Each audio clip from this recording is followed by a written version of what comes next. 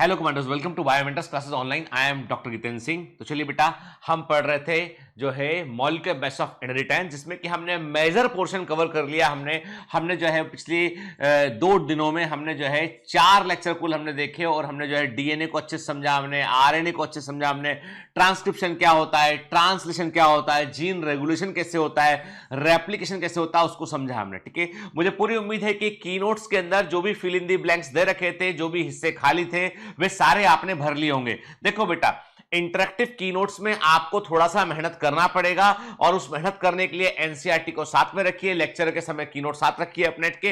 यदि आप print out नहीं भी निकाल पा रहे हैं बेटा, तो भी आप जो है वो ध्यान रखिए कि क्या पढ़ा है आपने, फिर मेमोरी बेस पे उसको आप भरिए। ठीक है, एनसीईआरटी देखकर उसको भरिए आप। ठीक है, तो कीनोट्स जो है वो बड़े इंपॉर्टेंट है बेटा एनसीईआरटी पर पकड़ बनाने के लिए। तो चलिए, तो आज हम बात करेंगे बेटा ह्यूमन जीनोम प्रोजेक्ट पर और डीएनए फिंगरप्रिंटिंग पर, जो कि चैप्टर का आखिरी हिस्सा। याद रखिए, मॉलिक्यूलर बेसिस ऑफ इनहेरिटेंस एक बड़ा चैप्टर था, बहुत ही अधिक कॉम्प्लिकेटेड चैप्टर था, इसलिए इसको जो है थोड़ा सा लंबा हमें लेना पड़ा। लेकिन हर लेक्चर, हर टॉपिक जो है क्रैश कोर्स में, हर चैप्टर इस डिटेल में जाकर कवर नहीं हो सकता है, तो हमको थोड़ा टाइमिंग का भी ध्यान रखना पड़ेगा। ठीक है ना। हालांकि मैंने 3 दिन लिए इसको पूरा करने में, लेकिन 3 दिन में आपने जो है वो 4 लेक्चर ऑलरेडी आप देख चुके हैं, 5वां ये देखने जा रहे हैं आप। ठीक है, तो बेटा ये कुछ चैप्टर ऐसे जो थोड़ा सा समय मांगते हैं और समय उनको हमें देना पड़ेगा, अदरवाइज क्या होगा कि वो सर के ऊपर से निकल जाएगा।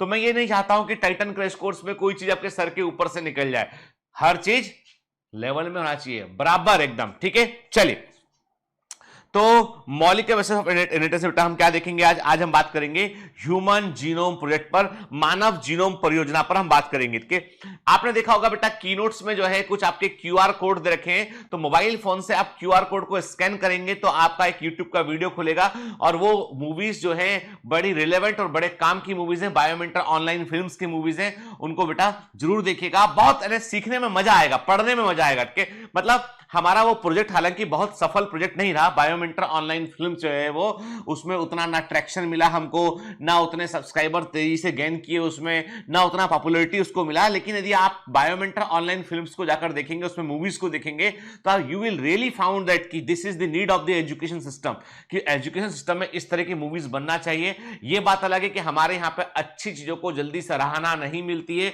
उनको वक्त लग जाया करता है। लेकिन और कई बार क्या होता है, हमारी पूरी टीम थोड़ी सी डिमोटिवेट भी हुई उसको लेकर, लेकिन मैं हमेशा उनसे यही बोलता हूं कि देखो, कभी कभी हम वक्त से आगे होते हैं तो भी हमें जो है रिस्पांस नहीं मिलता है, इसलिए काम करते रहो लगातार।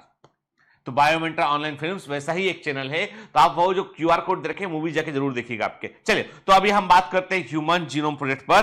तो अब देखो बेटा, सिंपल सी बात है कि हमें पता है कि सारा खेल किस चीज में छिपा हुआ है। जो कुछ भी राष्ट्र के, मतलब यह है कि राज की बात कहां छिपी हुई है, जो राज की बात छिपी हुई है कहां पर, वो है डीएनए के अंदर। सभी पेंटो शुगर एक समान होते हैं, सभी फॉस्फेट एक समान होते हैं। नाइट्रोजन बेस का जो सीक्वेंस है, जो नाइट्रोजन बेस का सीक्वेंस है, वही तो राज की बात है कि क्या कोड है। यानी जो एमआरएनए के पास जो जेनेटिक कोड प्रेजेंट है, कोडॉन प्रेजेंट है, उस कोडॉन को बनाया किसने है, जेनेटिक मैसेज किसके पास है, डीएनए के पास। तो देखो बेटा, भूलना नहीं, याद रखना, डीएनए के पास है जेनेटिक मैसेज। सुनो ध्यान से, डीएनए के पास है जेनेटिक मैसेज, एमआरएनए के पास है जेनेटिक कोड या कोडॉन्स, और टीआरएनए के पास होते हैं एंटीकोडॉन। सारा खेल जो है वो इंफॉर्मेशन का बेटा। ठीक है, the sequence of bases in DNA that determine the genetic information of a given organism। याद रखना बेटा, मतलब किसी भी जीव की जेनेटिक इंफॉर्मेशन को बनाने वाली चीज क्या होती है, वो होती है, क्या होता है, वो होता है कि जो सीक्वेंस ऑफ नाइट्रोजन बेसेस। ठीक है ना। ठीक है, तो वो ही, तो मतलब ये कि कोई जीन में जो यूनिकनेस है, जीन के अंदर जो कैरेक्टर है, वो कैसे डिसाइड होता है। अरे भाई, सिंपल सी बात है कि आपको पता है A B C D E F G H I. मैं एबीसीडी नहीं पढ़ा रहा हूं, आपको पता है कि इंग्लिश में जो है वो बाकायदा अल्फाबेट सारे आपको पता है कि ए होता है, बी होता है, सी होता है। लेकिन हमें जब बॉल लिखना है तो हमने क्या कहा, हमने कहा BALL बॉल, बी को ए के बाद ए लगा, ए के बाद 2 बार एल लिखा, बॉल बन गया। ठीक है, फॉल लिखना है FALL फॉल। ठीक है, ठीक है ना। तो कहने का मतलब यह है कि हमको पता है कि इन अल्फाबेट को किस क्रम में हम यूज करेंगे तो इंफॉर्मेशन बन जाएगी एक के। मैंने कहा, तो इसका मतलब यह हुआ बेटा कि जैसे हमारे इंग्लिश के अल्फाबेट है ना, उनको हम एक सीक्वेंस में अरेंज करते हैं, पूरी डिक्शनरी बन जाती है, पूरी कहानी लिख सकते हैं, किताबें लिख सकते हैं, भर भर किताबें लिख सकते हैं हम, है ना बेटा, कर सकते हैं ना। तो वो क्या है, वो तो अल्फाबेट की तो ऑर्डर चेंज किया आपने। तो वैसे ही जो है, जो डीएनए है उसकी भाषा में, डीएनए की लैंग्वेज में 4 ही अल्फाबेट हैं, ATGC, 4 अल्फाबेट हैं। इन्हीं को वो अलग अलग प्रकार से अरेंज करता है और इंफॉर्मेशन को बनाता है। ठीक है, क्लियर। चलिए फिर, if two individual differ then their DNA sequence should also be different, at least at some places. These assumptions lead to the quest of finding out the complete DNA sequence of DNA. Okay? मैं ऐसा क्यों हूं, मैं ऐसा क्यों दिखता हूं भैया, मैं ऐसा इसलिए दिखता हूं कि मेरे पास जीन ऐसे हैं, ठीक है, मेरी मदर से, मेरे फादर से वो जीन आए, इसलिए मैं ऐसा दिखता हूं। आप वैसे क्यों दिखते हैं, क्योंकि आपके पास वैसे जीन आए हुए हैं, क्या, ठीक। तो इसमें कोई भी हमारा कंट्रीब्यूशन कुछ भी, मैं हमेशा एक बात कहता हूं ना कि मैं बड़ा हैंडसम हूं, मैं बड़ा सुंदर हुआ करता था, मैं बड़ा जो है वो होनहार हूं, बड़ा सुंदर दिखता हूं, हैंडसम, तो उसमें आपका कंट्रीब्यूशन कुछ नहीं है। उसमें वो जो जीन आए हैं ना, मदर फादर जीन आए, इसलिए आप वैसे, आपका फिनोटाइप वैसा है। हां, आपका कंट्रीब्यूशन कब होगा, जब आप लाल बहादुर शास्त्री के समान छोटे भी हैं हाइट में, लेकिन आप भारत के प्रधानमंत्री बन जाते हैं, तो लोग आपको याद रखेंगे कि देखो दुनिया का देश का सबसे ईमानदार, दुनिया का सबसे ईमानदार प्राइम मिनिस्टर में से एक लाल बहादुर शास्त्री थे। बहुत जो है उन्होंने जो है चाइना से लोहा लिया, उन्होंने बहुत कुछ किया उन्होंने के। फिर हम कहते हैं कि भाई आदमी के रूप रंग से उतना फर्क नहीं पड़ता है कि आप जो है किसी को देख लीजिए आप, नहीं, बात इतनी सी है कि वो रूप रंग जो होता है ना, वो केवल टेम्परेरी चीज होती है, असल होता है कि आप क्या अचीव करते हैं। तो चलो अभी हम भाषण नहीं देंगे आपको, लेकिन इतना ही बात बोलेंगे कि इस बात का कोई मतलब नहीं है कि मैं इतनी सुंदर क्यों, किस बात का कोई मतलब नहीं है। इस बात का मतलब यह है कि हम क्या बेहतर करते हैं। तो आज चलो, आज अभी लौट के आते हैं, वापस से खींच लेता हूं अपने आप को वापस में कि चलो हम मुद्दे की बात करते हैं। मुद्दे की बात ये कहती है आपसे कि भाई हम लोग यदि एक समान नहीं दिखते हैं, तो there is variation in the genetic makeup, अनुवांशिक ढांचे में परिवर्तन है, और उसी को जानने की कोशिश करते हैं सब लोग कि भाई ऐसा क्यों है, ऐसा, ठीक है, ठीक। अब सबसे बड़ी बात है आपको बताया कि जब रेशियल, आज भी कई जगह ऐसी यहां पे जो है रेशियल डिस्क्रिमिनेशन होता है, ठीक है, जहां पर नस्ली आधार पर भेदभाव किया जाता है कि तुम ब्लैक हो, तुम व्हाइट हो, तो आदमी को सोचना पड़ता नहीं भाई मैं ब्लैक क्यों हूं, मैं व्हाइट क्यों हूं, के ऐसा क्यों हूं मैं, के तो वहां पे जेनेटिक इंफॉर्मेशन का जिक्र आता है बेटा, के। फिर आप देखिए, Establishment of genetic engineering technique makes possible to isolate। अब देखो, अनुवांशिक अभियांत्रिकी की टेक्निक इतनी एडवांस हो चुकी है कि अब हम डीएनए को आइसोलेट कर सकते हैं, क्लोन कर सकते हैं उसको हम, ठीक है ना, मतलब डीएनए के सीक्वेंस को जानने की हम कोशिश कर सकते हैं। तो मतलब हम जीन के बारे में, डीएनए के बारे में काफी कुछ जानना चाहते हैं हम, तो इसलिए एक परियोजना, एक योजना। अब क्या हुआ था आपको बता दूं मैं कि 1990 में, 1990 जो वो साल है जिस साल जो है वो मानव जीनोम परियोजना की शुरुआत की गई। कहा जाता है कि दुनिया का सबसे बड़ा बायोलॉजी के फील्ड में सबसे बड़ा रिसर्च, सबसे बड़ा अनुसंधान, जिसमें कि कई कंट्री एक साथ पार्टिसिपेट कर रहे थे और बहुत बड़ा पैसा लगा, वो था मानव जीनोम परियोजना, ह्यूमन जीनोम प्रोजेक्ट। और उसके पीछे एक पर्पस था। जो अंग्रेज लोग हैं वो बोला करते थे हम लोगों को देखकर कि we are the white man's burden, मतलब हम लोगों को शिक्षित करना अंग्रेजों की नैतिक जिम्मेदारी है। जैसे कि हम लोग जो है वो कुछ नहीं जानते टाइप के, अरे भाई हम लोग बहुत कुछ जानते हैं, हम लोग जानते हैं नारा कैसे लगाना है, हम लोग जानते हैं कि अपने साथ कुछ बुरा हो रहा है कैसे भूल जाना है, वो भी हम जानते हैं कि हम जानते हैं कि अरे आप बोलोगे मेरे पॉलिटिक्स में आगे, नहीं है, पॉलिटिक्स की बात नहीं कर रहा मैं। इतना जानता हूं कि हमको ये लोग, अंग्रेज लोग सोचते थे कि इन लोगों को शिक्षित करना हमारी जिम्मेदारी है। अफ्रीका में वो यही करते जाके कि भाई these peoples are the white man's burden. तो साउथ अफ्रीका में गांधी जी को उठा के बाहर फेंक दिया ट्रेन से, कहा तुम काले हो भाई, बाहर निकलो, इंडियन हो, ठीक है। यहां पर मुंबई में एक रेडियो क्लब है, बड़ा फेमस क्लब है। कहा जाता है कि वहां पर एक जमाने में वो अंग्रेजों का क्लब था, बहुत पुराना क्लब है। तो वहां पर लिखा हुआ था बोर्ड पे बाहर लिखा हुआ था कि dogs and Indians are not allowed. क्या? Dogs and Indians are not allowed.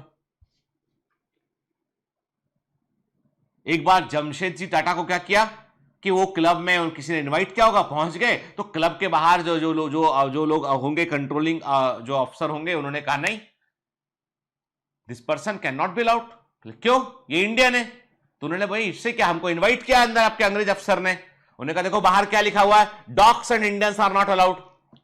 Tata का गुस्सा आ गया, उन्होंने कहा अच्छा हम इतने बड़े आदमी इतना कर रहे हैं देश के लिए और तुम हमको बोल रहे हो dogs and Indians are not allowed. उन्होंने उसके सामने रेडियो क्लब के पास में बना हुआ है होटल ताज खड़ा कर दिया, ताजमहल पैलेस। अंग्रेजों ने कभी जीवन में नहीं देखा था इतना आलीशान होटल भाई। वो आपको बता दूं मैं, ब्रिटेन में भी मैं जो है, आप यूरोपियन देश जाओगे वहां होटल छोटे छोटे हैं। यूरोपियन देशों में होटल कोई बहुत बड़े बड़े नहीं है। हाँ, अमेरिका की बात अलग है। अमेरिका तो फिर ये है कि वो जमीन से लेके आसमान तक, मतलब वो ऐसा है कि अमेरिका थोड़ा और अधिक कोशिश करेगा ना तो वो जाके सीधा अपने भगवान विष्णु को या भगवान शंकर से बात करेंगे, आप निकल के फ्लैट से बाहर। लोग अकेले भाई ये कहां है, ये this flat located in this स्वर्गलोक बाहर, मतलब ऐसे ही होता है स्वर्गलोक ऊपर तो जाके क्या भाई वो तुम्हारा डमरू थोड़ा धीमे बजाओ, क्यों डिस्टर्ब हो रहा, हम सो रहे। वो अंग्रेजों को कोई भरोसा नहीं, वो तो इतना ऊंचा बना ले तो मतलब कहने का मतलब है, इसको अदरवाइज मत लीजिएगा, मतलब कि वो लोग स्काई स्क्रैपर बना रहे हैं वो लोग।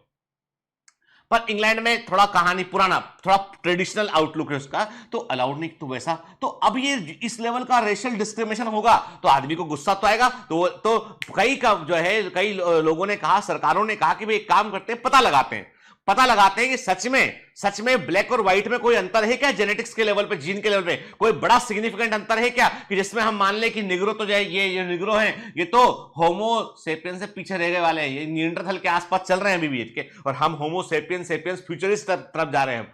तो ये अंतर वाकई में है या नहीं, पता लगाते हैं। ठीक है, तो एक बड़ी परियोजना की शुरुआत की गई के। ठीक, ये पूरी कहानी इसलिए सुनाई ताकि आपको थोड़ा इंटरेस्ट रहे आपको कि भाई कि हम क्या पढ़ने जा रहे हैं। तो ह्यूमन जीनोम प्रोजेक्ट एक मेगा प्रोजेक्ट था बेटा, ठीक है। और ये है कि अब ये प्रोजेक्ट कितना बड़ा था इसका अंदाजा हम इससे लगा सकते हैं कि मनुष्य के जीनोम में 3.3 into 10 to the power 9 base pair होते हैं, 3.3 into 10 to the power 9 base pair होते हैं इनके। और ऐसा कहा जाता है कि एक बेस पेयर को जानने के लिए जितना पैसा खर्च करना पड़ता है वो है $3। $3 अभी देखे तो 210 रुपया, लगभग 210 या 225 रुपया। ठीक है, चलो मान लिया 225 पकड़ के चलते हैं हम के, 225 रुपया प्लस जीएसटी हमने कहा 225 रुपया, हमने कहा एक बेस पेयर। अब मल्टीप्लाई कर लो इसको इससे, तुम बोलोगे कंप्यूटर द्वारा कैलकुलेटर क्या बोलेगा, कैलकुलेटर बोलेगा ई, वो ई लिखा था ना, मेरे बचपन में मैं कैलकुलेटर यूज करता, अभी तो मोबाइल फोन में होता है, तो उसमें वो ई बजाता था कि नहीं हमारे बस की नहीं, अब वो कैलकुलेटर खुद बोल देता था। जब हम छोटे थे ना, हमारे पास जो कैलकुलेटर था ना, वो खुद बोल देता था ई, मतलब हमें नहीं मालूम। ठीक है, अब तुम जाने तो काम जाने, इतना बड़ा संख्या के लिए थोड़ी ना हमको लेके आए थे, इतना बड़ा संख्या तुम्हें कैलकुलेट करना है तो सुपर कंप्यूटर के पास जाओ ना। हम 50 रुपए के कैलकुलेटर को इतना कष्ट दे रहे हो। खैर, तो बात इतनी सी है कि इट्स मेगा प्रोजेक्ट, मतलब कुल एस्टिमेटेड कॉस्ट जो थी वो $9 बिलियन। बहुत बड़ा अमाउंट है ये, बहुत ज्यादा बड़ा अमाउंट है कि $9 बिलियन जो है वो खर्च हुआ इसमें के।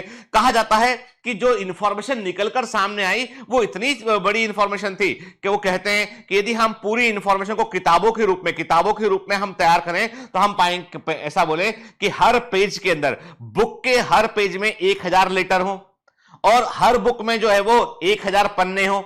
तो ऐसी 3300 बुक हमें तैयार करनी पड़ेंगी डीएनए की, मनुष्य की एक सेल, यानी ह्यूमन की एक सेल, सिंगल ह्यूमन सेल के डीएनए की पूरी इंफॉर्मेशन को रखने के लिए यदि हम किताबों का रूप लें तो हम बोलेंगे कि 1000 वर्ड एक पेज के अंदर, 1000 पेज की पूरी एक बुक, और ऐसी होना चाहिए 3300 बुक, तब जाके इंफॉर्मेशन अंदर रह पाएगी यहां पे। ठीक है, क्लियर।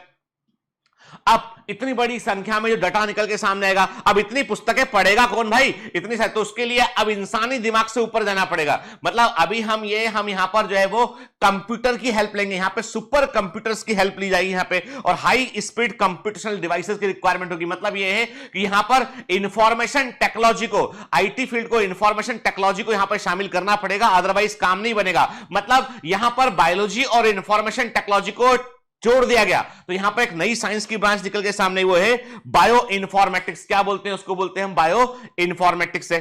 ठीक है, चलिए आगे बात करते हैं। अब क्या उद्देश्य थे हमारे के, what are the goals of the human genome project, क्या चाह क्या रहे थे हम, मतलब क्यों इतना पैसा खर्च किया, इतना पता लगाया, तो क्या चाह रहे थे हम चाह रहे थे कि मनुष्य के अंदर ह्यूमन सेल में जो डीएनए है उसमें 20 से लेकर 25,000 के आसपास जो जीन्स हैं उन सबको हम पहचान लें। पहले ह्यूमन जीनोम प्रोजेक्ट के शुरू होने के पहले वैज्ञानिक मानते थे कि मनुष्य के अंदर 1 लाख या इससे अधिक जीन होंगे, लेकिन आश्चर्य की बात यह जब जीनोम प्रोजेक्ट खत्म हुआ तो मालूम चला कि हमारी सेल्स में 20 से लेकर 25,000 के आसपास जीन होते हैं। फिर उन्होंने कहा कि कुल मिला के जो 3 बिलियन केमिकल बेस पेयर है उनका सीक्वेंस मालूम चलना चाहिए हमको। ये पूरी इंफॉर्मेशन डेटाबेस में होना चाहिए। डेटाबेस का मतलब है कि कंप्यूटर की हार्ड ड्राइव के अंदर इंफॉर्मेशन होना चाहिए। आपको बता दूं मैं आज, अभी तो फिलहाल कोविड के चलते बंद हो गया, अदरवाइज मैंने अपने कई पेशेंट्स का डीएनए मैंने टेस्ट कराया हुआ है डायबिटीज के लिए। मैंने डीएनए का हेल्प लिया हुआ है डायबिटीज को समझने के लिए। मैंने अपने कई सारे पेशेंट का जीनोमिक प्रोफाइलिंग कराया हुआ है डायबिटीज के लिए, कैंसर के लिए और हाइपरटेंशन के लिए, बाकी समस्याओं के लिए। मैंने कई पेशेंट को बताया भी हुआ है कि भाई देखो ऐसा अभी तुम्हारा डायबिटीज यहां पर है, इसके 5 साल बाद ये वाली बीमारी भी हो सकती है, इसलिए बचकर रहो, इससे इन चीजों से बचकर रहो। मतलब हमारे डीएनए पे सब लिखा होता है। और अभी हालांकि इंडिया में ये टेस्ट थोड़े कम हो गए, कॉस्ट थोड़ा बढ़ गया है इनका, इंटरनेशनल जो है वो डीएनए बाहर जाया करता था, तो बहुत सारे कोविड के चलते इशू हो गए, तो इसलिए जांच रुक गया ये वाला। लेकिन हम लोग जेनेटिक प्रोफाइलिंग पे काम किए हुए कि हम लोग मैंने क्लिनिकल प्रैक्टिस में, खुद की प्रैक्टिस में मैंने कई सारे पेशेंट्स का डीएनए जांच कराया मैंने। और उस जमाने में मुझे ध्यान है 1-1.5 साल पहले, अब जमाना हो गया 1.5 साल से आदमी जो है वो जो है वो अपना कोविड चल रहा है, तो अब क्या बोले। तो 1.5 साल पहले जो है उसकी कॉस्ट 10,000 रुपए के आसपास टेस्ट की कॉस्ट हुआ करती थी, लेकिन वो जीवन में एक बार, लाइफ में एक बार कराने वाला टेस्ट होता था, जिसमें कि हमको पूरे डीएनए की जानकारी मिल जाया करती थी। और वो जानकारी कैसे मिलती थी कि हमारे पास ऑलरेडी इंफॉर्मेशन जो स्टोर है कंप्यूटर में, उस इंफॉर्मेशन से आपके डीएनए की इंफॉर्मेशन को मैच करते थे वो, कि ये डीएनए में यहां पर यदि कोई ये चेंज होगा तो ये वाला प्रॉब्लम होगा, ये चेंज होगा ये वाला प्रॉब्लम हो सकता है। तो वो एक प्रकार से जैसे जन्म कुंडली बोलते हैं ना, कि जन्म कुंडली कि ये ग्रह बैठेगा तो ऐसा होगा, तो वो जन्म कुंडली नहीं, वो जीवन कुंडली था कि ये वाला जीन यहां पर है तो नेफ्रोटिक सिंड्रोम 55 वर्ष की उम्र में हो सकता है। This gene is responsible for the brain stroke, 65 साल की उम्र में होने की संभावना। This gene is responsible for the cancer production, तो ये जीन आप बॉडी में है, मतलब द पर्सन में है prostate cancer at the age of 68 year. इतना क्लोज जाके बताते थे वो। अब क्या करना है, अब आपको प्रिकॉशन लेने हैं, आपको वो सारे फैक्टर अवॉइड करने हैं जो उस तरफ लेकर जाए आपको। तो जीन को बदल पाना तो मुश्किल है, लेकिन ये कि उससे बचने के लिए जो बीमारी हो सकती है, क्योंकि जीन कभी भी एक्सप्रेस करेगा तो वो इन्वायरमेंटल कंडीशन के अकॉर्डिंग, नेचर और नर्चर के अकॉर्डिंग एक्सप्रेस करता है। तो उसके एक्सप्रेशन को हम फाइंड कर सकते हैं, कम कर सकते हैं, सप्रेस कर सकते हैं। तो साइंटिस्ट काम कर रहे हैं। अब ये अगला स्टेप इसका यही है, जीन थेरेपी, कि मालूम चल गया कि ये नेफ्रोटिक सिंड्रोम का भी जीन प्रेजेंट है, इसका जीन भी प्रेजेंट है, काम करो दोनों जीन को बदल दो। डॉक्टर ने बोला भैया कल आ जाना आप क्लिनिक पर, कितने बजे, 2 बजे आना, तुम्हारा हम जीन बदलेंगे। पेशेंट पहुंच गया 2 बजे, एडमिट हो गया, जाके क्या किया, टिनिंग टिनिंग, इसका जीन बदल के वहां कर दिया, हेल्दी जीन लगा दिया। भाई देखो तुम्हारे दोनों कलपुर्जे फिक्स कर दिया, दोनों तुम्हारे जीन फिक्स कर दिए, वो नेफ्रोटिक सिंड्रोम का जीन देखो ये काट के हमने अटक कर दिया। आने वाला फ्यूचर यही है। आप बोलोगे सर आप ऐसी बातें करते हो, क्या वाकई में आप फ्यूचर देख सकते हो? मुझे नहीं मालूम, मैं फ्यूचर नहीं देख, लेकिन मैंने आज के 3 साल पहले जो है क्लास के दौरान मैंने कहा था, 3 साल 2-2.5 साल रहे होंगे, मैंने कहा था कि मानव जाति को यदि हम इस प्रकार से इन्वायरमेंट के साथ छेड़छाड़ करते रहे और इस प्रकार से हमारे जो हरकतें चलती रही, तो मानव जाति को सबसे बड़ा खतरा होने वाला है एक वायरस से। और ये वीडियो ऑलरेडी अवेलेबल है बायोमेंटस ऑनलाइन पे। मैंने कहा मानव प्रजाति को वायरस से खतरा होगा और बड़ी संख्या में लोगों को अफेक्ट करेगा, पैंडेमिक आ सकती है, ये मैंने प्रिडिक्ट किया था। मैंने ये भी कहा था कि एक दिन ऐसा आएगा कि लोग ऑक्सीजन के लिए परेशान होंगे, लोग सिलेंडर लेके आएंगे, सैमसंग का सिलेंडर तेरे पास कौन सी कंपनी सिलेंडर, ऑक्सीजन जो है वो ऐसी चीज है जिसके लिए मारामार मचेगी। वो दिन भी आ गया। आप बोलोगे सर बोले ही मत करो, कुछ हो रहा है वो नहीं, ऐसा नहीं है। मैं चीजों को एनालाइज करता हूं, देखता हूं कि हम जा कहां रहे हैं। I can predict the things कि भाई ये ऐसा चलता रहा तो ये हो सकता है। मोर वायरसेस येट टू कम। यदि हमने अभी भी ग्लोबल वार्मिंग को नहीं संभाला तो बहुत लेकिन मैं अच्छा हॉस्पिटल भी बोल रहा हूं, मैं बोल रहा हूं आपसे कि आने वाले समय में कैंसर जैसी बीमारी कभी हुआ करती थी, लोग बोला करेंगे भाई क्या है, ठीक है कुछ नहीं, जीन थेरेपी करा लेते हैं, चलते हैं डॉक्टर होगा इस कि भाई फला doctor MBBS MD DM, DM in genomic surgery. अच्छा, डॉक्टर के पास गए, डॉक्टर ने कहा कि भाई आ जाओ अंदर में, तो लाल पीली लाइटें अलग अलग होंगी, वो साउथ इंडिया की मूवी में ऐसी दिखाता है लाल पीली लाइट के, और वो जीन को बदल देगा। आने वाला वक्त वैसा है, ठीक है।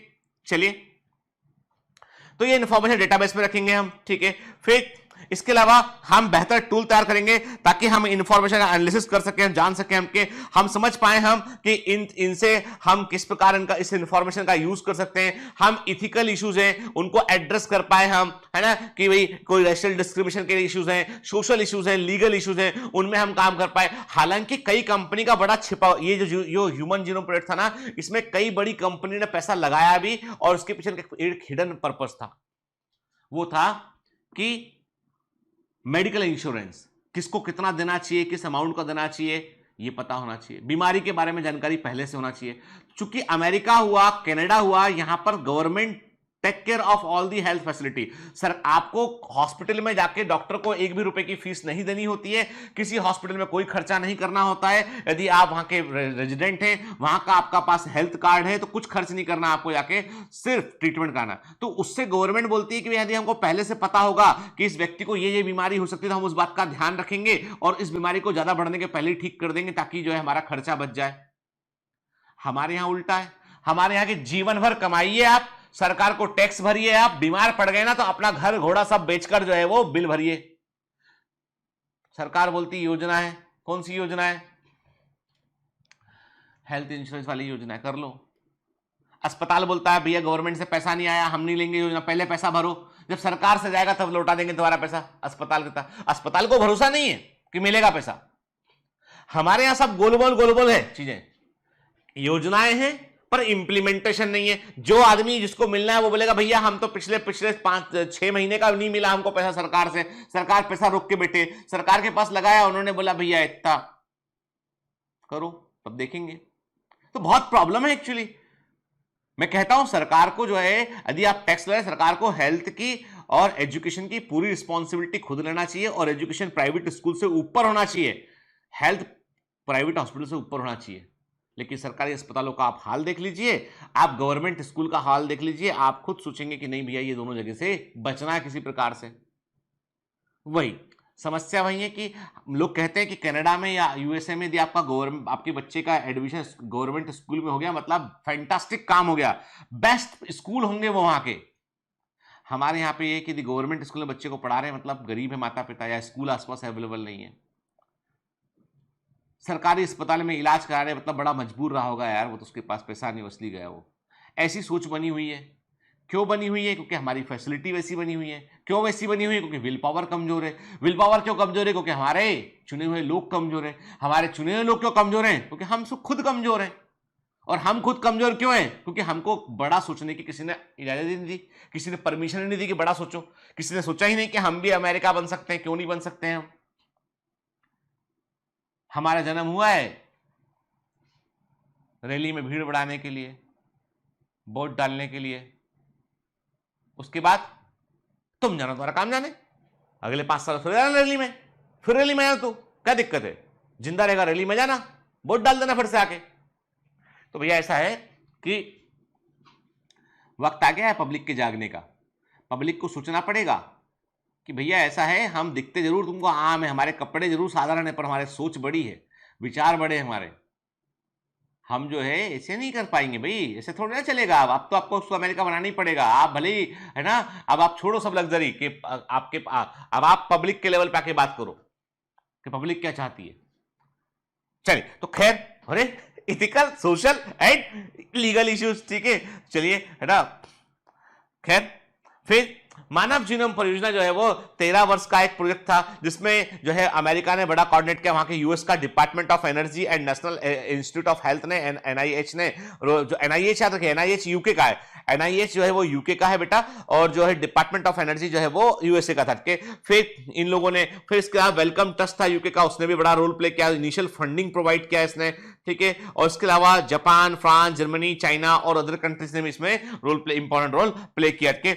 और ये प्रोजेक्ट 2003 में कंप्लीट हुआ बेटा। और इस प्रोजेक्ट के बाद हमको क्या मालूम चला, हमें डीएनए के बारे में काफी कुछ जानकारी मिली। हमें मालूम चला कि कैसे जो है डीएनए का संबंध किस प्रकार से कुछ ऐसी बीमारियों से है जो बाई बर्थ होती है या बाद में अपेयर होती हैं, कैसे हम उनको ट्रीट कर सकते हैं, कहां पर कौन सा जीन प्रेजेंट है। तो बहुत सारे डिसऑर्डर जो थे उनके बारे में हमें इससे जानकारी मिला हमें, ठीक है।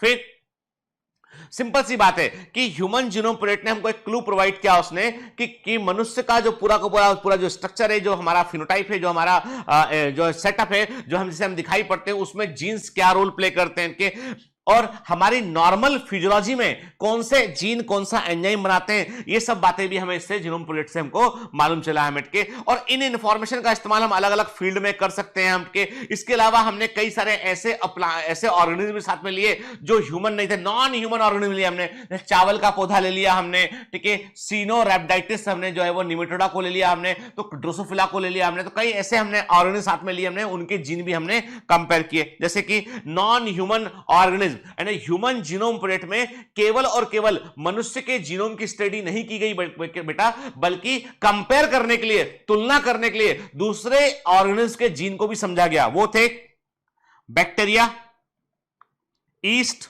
एस्ट्रोक्लाइबैक्टीरिया ईस्ट हो गया, सैक्रोमाइसिस एंड साइजोसैक्रोमाइसिस, ठीक है। फिर सीनोरैप्टिड्स एलिगेंस एक निमेटोडा है, उसको ड्रोसोफिला का, प्लांट्स में राइस और अरेबिडोप्सिस इन प्लांट का स्टडी किया गया। मतलब यह है कि हमने ये क्यों लिए, हम ये जानना चाह रहे थे कि मनुष्य का जो जीनोम है वो बाकी ऑर्गेनिज्म से कितना डिफरेंट, कितना डिस्टेंस में, उसको जानने के लिए हमने इनका इस्तेमाल किया, ठीक है। और क्या मेथड यूज किया हमने, याद रखें। अब this is one of the very important portion and very important question बेटा।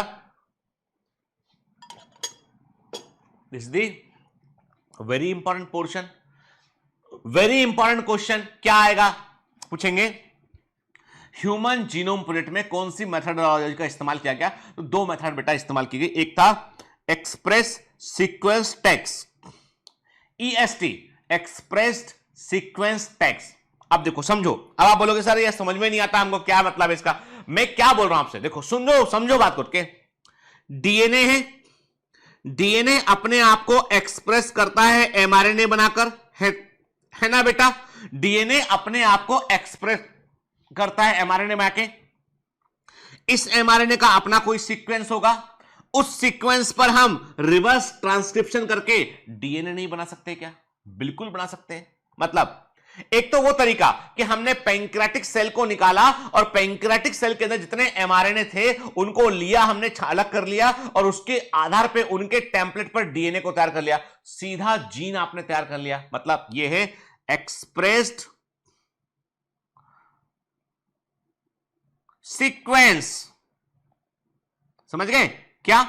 एमआरएनए उसको लिया हमने और हमने उसके सीक्वेंस पर हमने डीएनए को तैयार कर लिया, एक्सप्रेस सीक्वेंस टैग के। तो क्या लिखा है, identifying all the gene that are expressed as RNA के। मतलब एमआरएनए का उल्टा किया हमने, एमआरएनए को हमने सेल से निकाला और उस एमआरएनए को हमने क्या किया बेटा, उसको हमने जो है रिवर्स ट्रांसक्रिप्शन का इस्तेमाल किया और उस पर डीएनए को तैयार कर लिया। तो ये हो गया क्या, एक्सप्रेस सीक्वेंस टैग्स हो गया, एक तरीका है। दूसरा, कुछ नहीं किया, एक सिरे से डीएनए को पढ़ना शुरू किया, adenine, thymine, guanine, cytosine, cytosine, cytosine, guanine, guanine. हमें नहीं मतलब कि जीन है या नहीं है, इसे क्या बोला हमने, इसे बोला हमने सीक्वेंस एनोटेशन।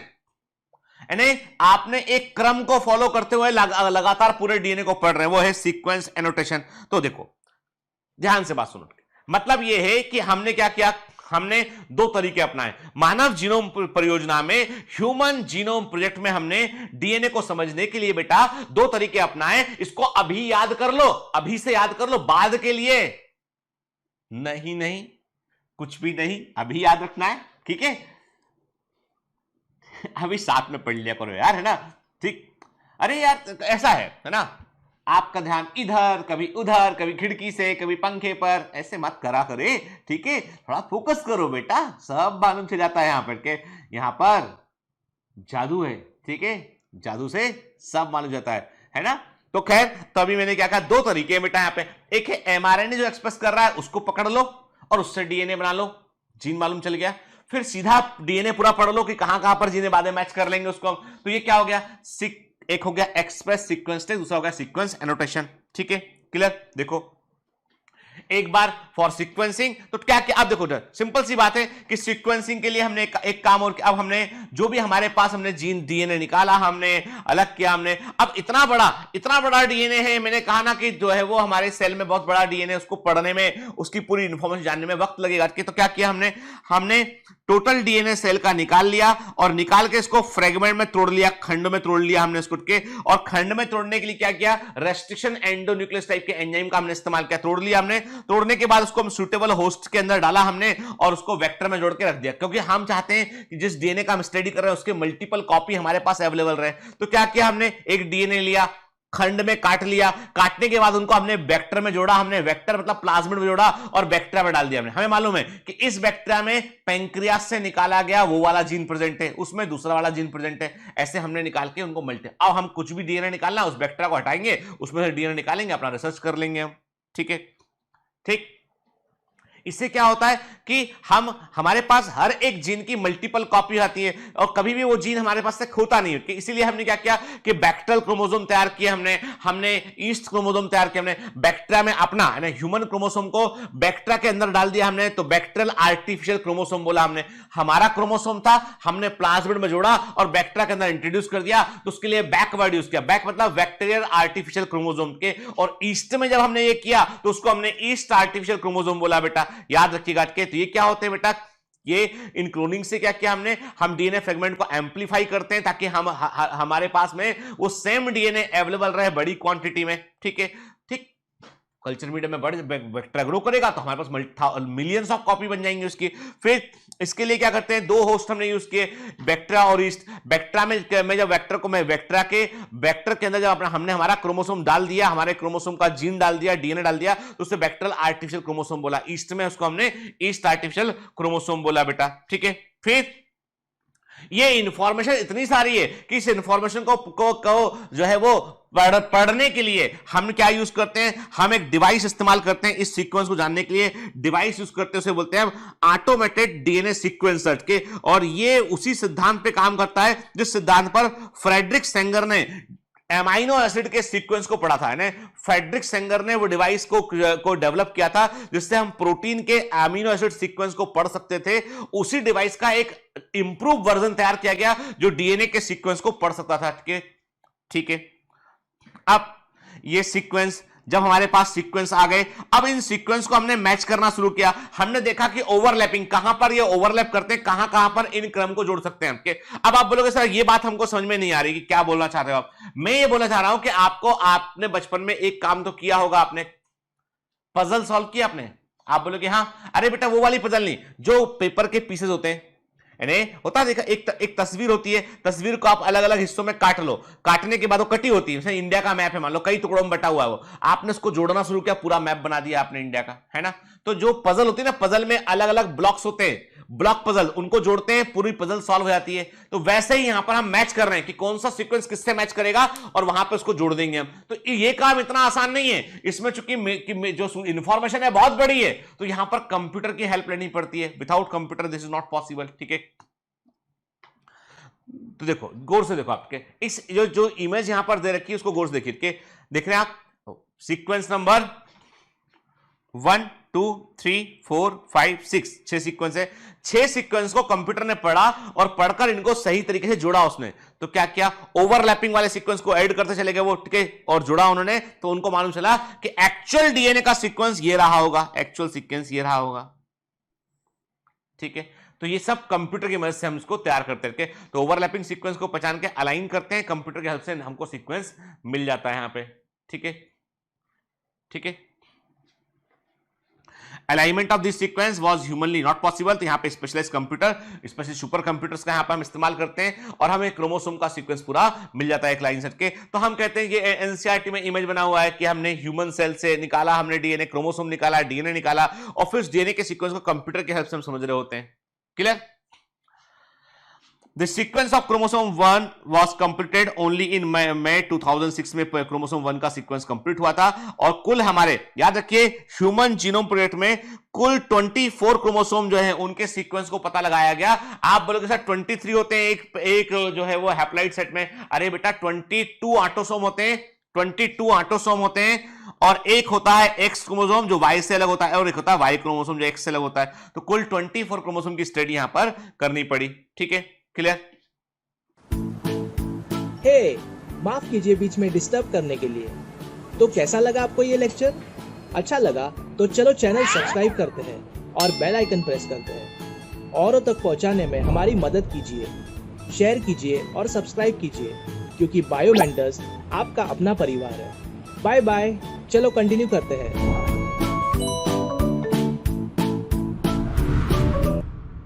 अब सिंपल सी बात है, जो दूसरा टफ काम था वो ये था कि सीक्वेंस मालूम चल गए हैं। अब इन सीक्वेंस को हमें क्रोमोसोम पर अरेंज करना है, उनको हमें क्रोमोसोम पर अरेंज करना है कि ये कौन सा जीन किसके बाद प्रेजेंट है, और यदि उसकी पोजीशन चेंज करेंगे तो क्या फर्क पड़ जाएगा, वो सब हमको जानना था। तो कहने का मतलब है कि another challenging task was the assigning the genetic और physical map on the genome, मतलब कि कहां पर क्रोमोसोम पर प्रेजेंट है वो जीन, उसकी जीन की पोजीशन है ना, जीन मैप को तैयार करना, मतलब it is the actually the preparation of the gene map. ठीक है, तो इसके लिए क्या किया इन्होंने, इसके लिए उन्होंने जो है वो restriction endonuclease restriction recognition site का इस्तेमाल किया उन्होंने पॉलीमॉर्फ के। मतलब यहां पर क्या किया उन्होंने, देखा कैसे कौन से सीक्वेंस थे, जो सीक्वेंस जो है वो यहां पर जो है डीएनए को हम काट रहे थे, जो यूनिक थे और जो ओवरलैप कर रहे थे, उन सब चीज इंफॉर्मेशन को ध्यान से रखा गया और पता लगाया गया कि कहां पर वो जीन प्रेजेंट हो सकता है। ठीक है, तो इसके लिए क्या किया, इसके लिए जो जीन है, जो डीएनए है, उस डीएनए को रेस्ट्रिक्शन एंजाइम से अलग अलग पे काटा गया। ठीक है, एक जो सीक्वेंस तैयार किया उसको उससे मैच किया गया। ठीक है, तो उससे मालूम है कि हाँ यहां पर ये जीन प्रेजेंट होगा और उसका सीक्वेंस ये होगा। ठीक है, देखिए ध्यान से सुनिए। This was generated using information on polymer, यानी हमारे पास रेस्ट्रिक्शन एंडोन्यूक्लियर एंजाइम का यूज करने पर जो अलग अलग डीएनए के फ्रेगमेंट बनते हैं वो अलग अलग तरह के होती है, वो इंफॉर्मेशन हमारे पास है। रिपीटेटिव डीएनए सीक्वेंस कब कब क्रम दोहराए जाते हैं, जिन्हें हम माइक्रोसैटेलाइट कहते हैं। माइक्रोसैटेलाइट का मतलब होते हैं छोटे छोटे डीएनए के सीक्वेंस जो बार बार दोहराए गए होते हैं, उनको हम जानते हैं। तो इन इंफॉर्मेशन के आधार पर हमने जीन मैप को तैयार करने की कोशिश की हमने। ठीक है, अब और ये इतना सरल नहीं है, ये एक कॉम्प्लिकेटेड प्रोसेस में से एक होता है बेटा। अब पता लगाते हैं कि हमें मालूम क्या चला। मानव जीनोम परियोजना के बाद हमें मालूम क्या चला, मालूम चला हमें कि ह्यूमन जीनोम में 3164.7 मिलियन न्यूक्लियोटाइड बेस होते हैं। ठीक है, एक एवरेज जीन का साइज 3000 बेस पेयर का होता है। ठीक है, सबसे बड़ा ह्यूमन जीन है डिस्ट्रोफिन, 2.4 मिलियन बेसिस का होता है। Very very important, clear? फिर आगे बढ़ते हैं। फिर टोटल नंबर ऑफ जीन जो है वो 30,000 के आसपास थे, जबकि पहले वैज्ञानिक 80,000 से लेके 1,40,000 बोल रहे थे। और उन्होंने कहा चाहे निग्रो हो, चाहे व्हाइट हो, चाहे यूरोपियन हो, चाहे इंडियन हो, 99.9% न्यूक्लियोटाइड सीक्वेंस एक समान है ह्यूमंस के बीच में। मतलब there is no racial discrimination. Racial discrimination ऐसी कोई चीज नहीं होती है, सबका डीएनए का 99.9% जो है सीक्वेंस एक समान है। ठीक है, फिर अभी तक जो भी जीन हमें मिले हैं उसमें से 50% जीन के फंक्शन हमें ज्ञात नहीं है।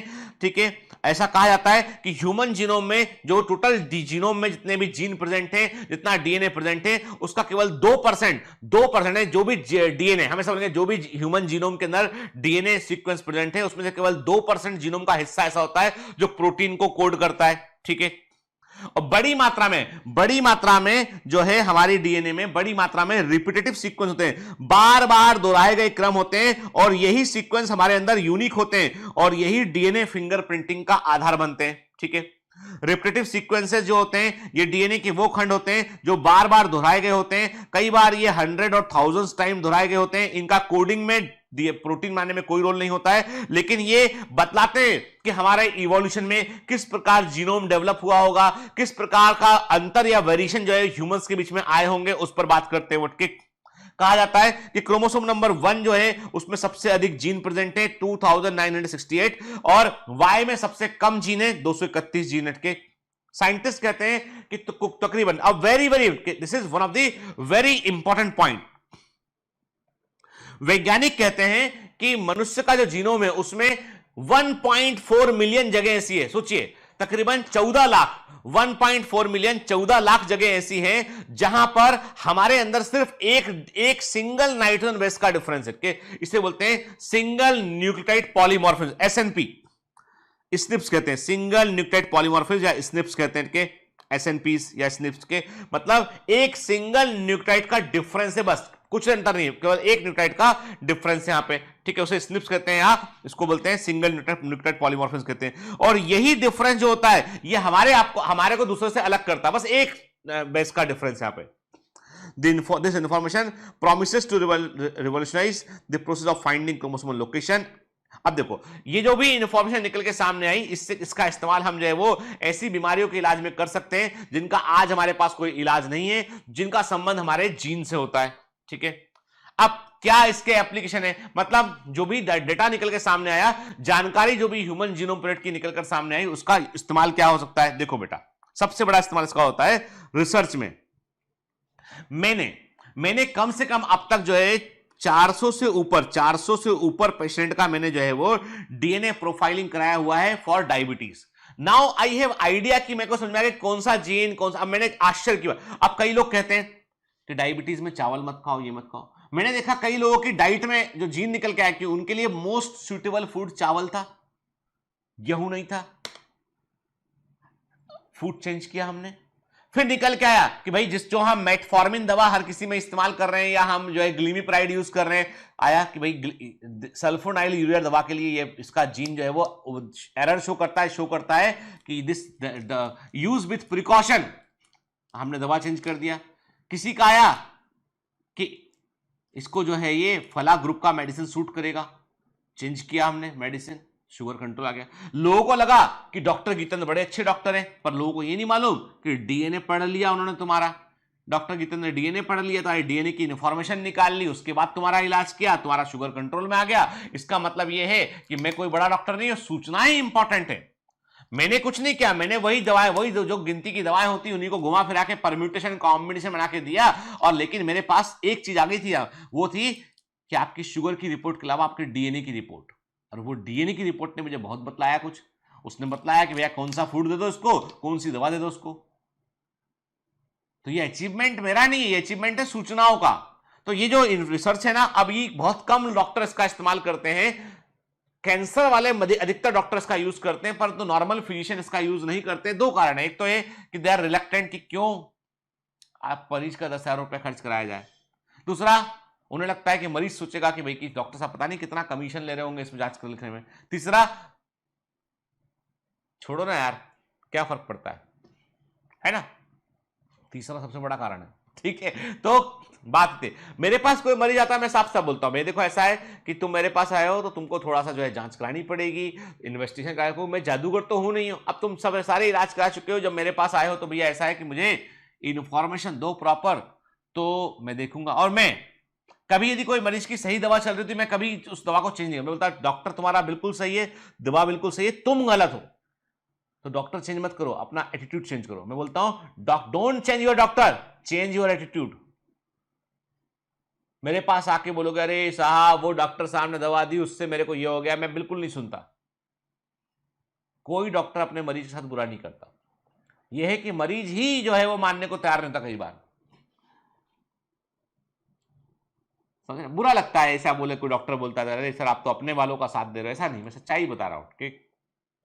खैर 1-2% लोग होते होंगे इस तरह के, जिसमें मैं डिनाई नहीं करता उससे। पर अभी एक रिसर्च कि पूरा बायोलॉजिकल सिस्टम को समझे हम, इसका हम इस्तेमाल करें सीक्वेंस का हम के, और हम जो है वो ट्यूमर, कैंसर और तमाम तरह की बीमारी उनसे लड़ने में हमको इससे हेल्प मिलेगा। इंफॉर्मेशन जो है वही तो पावर है बेटा।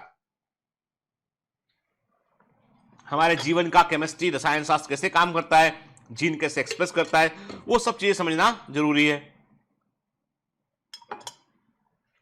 ठीक है। चलें अब आते हैं डीएनए फिंगरप्रिंटिंग में एक बड़ा इस्तेमाल। क्योंकि देखो हमने कहा था एसएनपी की बात की, हमने मिनी सैटेलाइट की बात की, हमने कहा दोहराए जाने वाले क्रम, सैटेलाइट डीएनए की बात किया हमने, हमने सिंगल न्यूक्लियोटाइड पॉलीमॉर्फिज्म का बात किया, हमने कहा कि मोस्ट 99.9% एक समान है, लेकिन कई जगह पे दोहराए गए रिपीटेटिव डीएनए प्रेजेंट है। हमने क्या बात किया? हमने बात किया रिपीटेटिव डीएनए का बात किया, ठीक है। तो ये सब चीजें हमारे, अब जैसे हमारे फिंगरप्रिंट्स हैं, हमारे जो फिंगरप्रिंट्स होते हैं ना, ठीक है, ये यूनिक होते हैं, ठीक है, अलग अलग हम। तो ऐसे ही डीएनए के जो सीक्वेंस है उसमें कहीं ना कहीं अंतर जरूर हुआ है। तो डीएनए का fingerprinting is a positive test. आया है तो प्लस है, वो यदि मिला है तो मतलब पक्का वही प्रेजेंट है। अभी आपको पता है हम आरटी-पीसीआर टेस्ट में क्या कर रहे हैं? जो कोविड-19 को पकड़ने के लिए हम रैप जो है वो आरटी-पीसीआर टेस्ट कर रहे हैं, उसमें हम क्या कर रहे हैं? हम जीन को पहचान रहे हैं। आप में से कई लोग बोलेंगे सर आरटी-पीसीआर टेस्ट नेगेटिव आ रहा है परंतु तब भी मरीज को कोविड हो रहा है, इसका मतलब क्या? क्योंकि हमारी जो टेक्नोलॉजी आरटी-पीसीआर की जो पुरानी टेक्नोलॉजी जिसको हम यूज कर रहे थे साल भर से, वो उस जीन को नहीं पहचान पा रही है जो उस वायरस के पास है। एक्चुअली हम उस जीन को पहचान नहीं पा रहे, इसलिए नेगेटिव रिपोर्ट आ रहा है। अभी हाल ही में मुंबई के अंदर एक लेबोरेटरी है, सब अर्बन लेबोरेटरी है, उसने अपना टेक्नोलॉजी इंप्रूव किया, उसने वो सीक्वेंस को पहचानना सीख लिया उन लोगों ने। तो अब वो उनका कोई टेस्ट नहीं, फॉल्स नेगेटिव है, सिम्टम है और टेस्ट नेगेटिव हो जाए ऐसा नहीं हो रहा, उनका रिपोर्ट सही आ रहा है, क्योंकि वो जो पर्टिकुलर जीन जिसको नहीं मिस कर रहे थे हम, जो म्यूटेशन के बाद वाले वायरस में उसको नहीं पकड़ पा रहे थे, अब पकड़ लेते हैं, ठीक है। तो वो सब सूचनाएं वाली। तो डीएनए फिंगरप्रिंटिंग में क्या करते हैं हम? डीएनए वो जो अब आरएनए वायरस में तो आरएनए होगा बेटा, हम डीएनए की बात करें तो डीएनए सीक्वेंस को हम पहचान सकते हैं। अब डीएनए फिंगरप्रिंटिंग का इस्तेमाल कहां होता है? एक मूवी है, आप जरूर देखिएगा, बायोमेट्रा ऑनलाइन फिल्म्स का मूवी, उसका मैंने लिंक भी दिया हुआ है आपके कीनोट्स में, क्यूआर कोड में।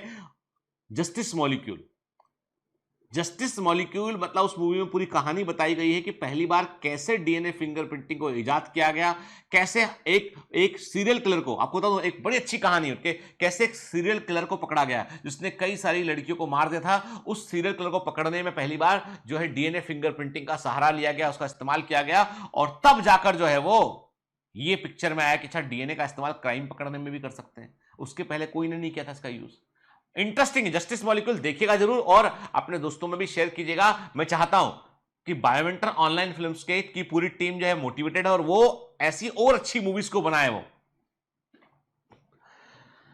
खैर चलिए, अब बात लौट के आते हैं हम डीएनए फिंगरप्रिंटिंग पर। मेरा ड्रीम, आपको मैं बात करना चाह रहा हूं, मेरा ड्रीम प्रोजेक्ट है बायोमेंटर ऑनलाइन फिल्म के। पता नहीं अभी उतना ट्रैक्शन नहीं लिया, ना हमारे पास उतना पैसा था, ना उतना, कोरोना ने हमारा टीम भी तोड़ दिया। कोरोना के चलते कई स्टाफ ऐसा है जो घर से काम करने में, वर्क फ्रॉम होम था, नहीं काम कर पाया था, तो उसको बोला भी जब क्या तुम काम ही नहीं कर रहे, छुट्टी भी जाओ, क्या कर सकते हैं, ठीक है। तो बहुत कुछ है ना, हमारे जो बॉम्बे के ऑफिस है समझ लीजिए आपकी, उनमें बस है ना ये है कि मकड़ी के जाले वाले जो है वो साफ कराते रहते हैं, भाई जाला वाला लग जाए। पता चला कि साल 2 साल के बाद अपना ऑफिस जाके खोला तो उसमें जो है हा 10-15 चमगादड़ निकलते आए, वो पुराने किले में निकल के, आ गए तुम, 2 साल से तुम्हारा इंतजार कर रहे थे, कहां थे तुम, बच गए। हाँ, मतलब तो वो सीन ना बने इसलिए उसकी सफाई करवाता रहता है। वहां पे सिर्फ 1 या 2 स्टाफ है हमारा जो आके सारे कंप्यूटर सिस्टम सारे ऑन करता है, बाकी सभी लोग घर से काम कर रहे हैं। अभी सिचुएशन ही ऐसा है, कहां बाहर निकल जाए आदमी, जाना 3 लई पे लेके, तो वो बड़ी भारी विडंबना है। तो प्रोजेक्ट थोड़ा स्लो डाउन हो गया वो Biometra online film. Otherwise this is the project is my dream project. Biomentors online तो मेरे दिल का हिस्सा है, वो मेरा ड्रीम प्रोजेक्ट है, सपना है कि education should be like that, कि बस बच्चा एक बढ़िया सी मूवी देखे और चीजें याद हो जाए उसको। ये मेरा सपना है, आप देखना जरूर के। जैसे इसमें मेरी फेवरेट मूवी उसमें है the untitled scientist, Antonie van Leeuwenhoek के ऊपर है। फिर एक और है मूवी इसमें जो ग्रेगर जॉन मेंडल के ऊपर एक मूवी उसमें, ठीक है। फिर उसमें एक मूवी है स्टोरी ऑफ चार्ल्स डार्विन, उसमें एक मूवी है अपना जो है वो है ह्यूमन जीनोम प्रोजेक्ट का मूवी, उसके अंदर के जस्टिस मॉलिक्यूल बताया। एक है टाइफाइड मैरी का स्टोरी उसके अंदर है, बहुत अच्छा, भारती ने उसमें वॉइस ओवर दे रखा है मूवी में। आप देखो, आपको मजा आएगा, मतलब आपको लगेगा कि कुछ, मतलब आपको पहली बार लगा कि यूट्यूब में कुछ देखने के बाद वक्त बर्बाद नहीं हुआ, वो फील है उसमें। उसमें जो है वो अंडर द सिटी करके एक मूवी है जिसमें कि पूरा सीवेज ट्रीटमेंट प्लांट को पूरा बताया गया कैसे काम करते हैं वो। And you will never find, आप देखना बायोमेंटर ऑनलाइन फिल्म के मूवीज देखना, आपको लगेगा कि नेशनल ज्योग्राफिक और डिस्कवरी से कम नहीं है वो। नेशनल ज्योग्राफी को डिस्कवरी से कम नहीं है। पैसा कम है हमारे पास, ठीक है, लोगों का सपोर्ट भी कम है हमारे पास, लेकिन इरादा तो डिस्कवरी के बराबर का है। अब उसमें जो क्लिप्स इस्तेमाल होती है ना, वो वही क्लिप्स है जो डिस्कवरी यूज करता है, नेशनल ज्योग्राफी यूज करता है। There is a inventory, America में एक कंपनी है, वो ऐसे सारे क्लिप तैयार करती है, उसका मेंबरशिप लेना पड़ता है, वही डिस्कवरी यूज करता है, वही नेशनल ज्योग्राफी यूज करता है, वही हमने यूज किया है। तो वो चुराए हुए क्लिप्स नहीं है, वो मेंबर बनकर पैसा भरने के बाद जो क्लिप्स मिलते हैं वो है हमारे पास। चलिए, ये तो बात हो गई इसके बारे में। अब लौट के आते हैं अपने मुद्दे पे। आप बोलोगे सर बहुत प्रमोशन कर रहे हो आजकल। नहीं, मैं आपको बता रहा हूं बेटा कि we should learn to appreciate the good things. क्या? क्योंकि लाइफ में कई बार अच्छी चीजें जो है ना, हम कभी माँ के हाथ के खाने की तारीफ नहीं करते कि बहुत अच्छा बनाया मम्मी, बहुत अच्छा बनाया के। हाँ, मम्मी पूछे कैसा बना बेटा, ठीक है, हो गया। पर चाहता है जब बाहर हॉस्टल जाके रहते हैं ना बाहर, तो याद आता है कि माँ का खाना कितना अच्छा था, माँ के हाथ का खाना। मैं भी ऐसे ही करता था। मम्मी कुछ बनाएंगी, मम्मी पूछेगी कैसा बना बेटा, पेट भरा हुआ है, अच्छा लग रहा है, खा रहे, मम्मी थोड़ा और दो, मम्मी थोड़ा और दो। मम्मी को मालूम अच्छा लग रहा है, कैसा है, पेट भरा हुआ है, मतलब चिढ़ाने के लिए। नहीं करते, गलत है। किया मैंने भी ये काम, पर आज बोल रहा हूं गलत है। तो कहने का मतलब ये है कि we should learn to appreciate good things, क्योंकि वो जब हम गुड थिंग्स को अप्रिशिएट करते हैं तो उन चीजों में भी जान आते हैं। एक पत्थर की मूर्ति होती है, उसको पूछते हैं, हम पत्थर होता है उसे पूछते हैं, लाल लगा दिया, पूजना शुरू किया हमने, जय हनुमान जी, जय भगवान के। थोड़े दिन तक हमें यकीन नहीं हुआ, फिर कुछ दिनों बाद कुछ लोग और आने पूछने लगे। धीमे धीमे उस पत्थर में भी जो है ऐसा लगने लगा कि ये यहाँ कुछ बोलेंगे तो हमारी बात सुनी जाएगी। वो भगवान बन गए, पूजा पाठ हो गए, सब मंदिर बन गया यहाँ पे। ऐसे तो था भैया, आप मस्जिद में जाके प्रार्थना करते हैं, आप जानते हैं कि देयर इज इस जगह पर कोई है जो सुनेगा आपकी बात को, भले ही दिखाई नहीं पड़ रहा है पर कोई सुनेगा आपकी बात को। That is important. तो we should learn to appreciate good thing. तो मैं प्रमोशन नहीं कर रहा हूँ इसको, अदरवाइज मत लीजिएगा आप, लेकिन आप बोलोगे सर आप भी दूसरों लोगों से हो गए हो, तो मैं ऐसा नहीं हूँ कि। चलिए अभी बात करते हैं। तो अब देखो, अब डीएनए फिंगरप्रिंटिंग बात बेटा, आप सिंपल सी बात है, 99.9% best sequence among human is same, जानते हैं हम के। अब चूंकि ह्यूमन का सीक्वेंस कितना है, 3 × 10⁹ बेस पेयर लंबा है के, तो इसका मतलब ये कितने में डिफरेंस है। अरे भाई ये बिल्कुल वैसी वाली बात है कि आज जो है मुकेश अंबानी जी आए आपके सपने में, उन्होंने आके बोला तुम बहुत पढ़ लिए नीट बेटा, हम मुकेश अंबानी अपनी संपत्ति का 0.1% तुमको देने वाले हैं। ठीक है, क्या? अपनी संपत्ति का 0.1% तुमको देने वाले हैं। तुम्हारी नींद खुली झट से, उसने देखा अरे सामने सच में मुकेश अंबानी जी खड़े हुए, भगवान श्री कृष्ण बन के, कि भैया हमारी संपत्ति का 0.1% तुम्हारा। तुम तो आज में ऊपर आसमान नीचे वाली कंडीशन हो जाएगी। क्यों? क्योंकि भैया तुमको पता है कि इस आदमी की जो वर्थ है ना, वो बिलियंस में है, अरबों में वर्थ है इसकी। अरे जो आदमी 15-25 करोड़ 1000 करोड़ का टैक्स भरता हो, उसका वर्थ कितना बड़ा होगा? बहुत बड़ा वर्थ है। अकेला जियो जो है 1.25 लाख करोड़ का प्रोजेक्ट है, अकेला जियो। आपने कहा अरे मतलब चलो 10 लाख करोड़ पकड़ के चलते, 10 लाख करोड़ का 0.1%, मतलब मजा आ गया। कितना बड़ा अमाउंट है वो, लगाते चलो 10 लाख करोड़ का 10% 1 लाख करोड़ हो गया, है ना। फिर 10,000 करोड़, अरे 1,000 करोड़ मिल गया तुमको, पता नहीं सही है कि नहीं कैलकुलेशन, तुम देख 1,000 करोड़ तुमको मिल गया, तुम तो मतलब क्या आई बात समझ में। अब लौट के जाओ असली दुनिया में, लौट के जाओ, टिनिंग टिनिंग, वापस से अपनी दुनिया में लौट के आते हैं, सच्चाई पे जाते हैं अभी कि अभी 100 रुपए का 1% कितना होगा, इस पर आके बात करते हैं। तो अभी सिंपल सी बात करते हैं कि भैया ऐसा है कि 99.9% डीएनए जो है एक समान है, 0.1% का डिफरेंस है, लेकिन आंकड़ा बिलियंस में, आंकड़ा बिलियंस में। ठीक है, 3 × 10⁹ बेस पे, ठीक है, आप लगा लो, इट्स ए, और ये एक बड़ा डीएनए का अमाउंट है। और इस पे ही तो, और ये जो डीएनए इसमें कई सीक्वेंस है जो अलग अलग है हम लोगों में के, मतलब जो डिफरेंस है, जो डिफरेंट वाला हिस्सा है, वहां पर यही एक इंडिविजुअल को यूनिक बना रहा है के। और ये फिनोटाइपिक एक्सप्रेशन में जो थोड़ा सा डिफरेंस है, वहां से हमको देखने मिल रहा है। जैसे देखो अब आपको बताओ, आप बोलोगे सर अभी भी हमको थोड़ा क्लैरिटी नहीं है। मैं बोलता हूं कि क्या आपने देखा है एक आदमी के एक नाक है, एक आदमी के एक नाक है, जेनेटिक डिफरेंस है, दूसरे आदमी के दो नाक है। तीसरे ने कहा कि I have to bear 3 mask, why I have 3 noses. ठीक है भाई, देखो जेनेटिक डिफरेंस की बात चल रही है कि ये 99.9% और 0.1% क्या है। ठीक है, ऐसा तो है नहीं कि लोगों के एक आदमी के जेनेटिक डिफरेंस है कि मैं थोड़ा जीन से इसलिए मेरे पास एक नाक है, दूसरे ने कहा मेरे पास 3 नाक है, 5 नाक है।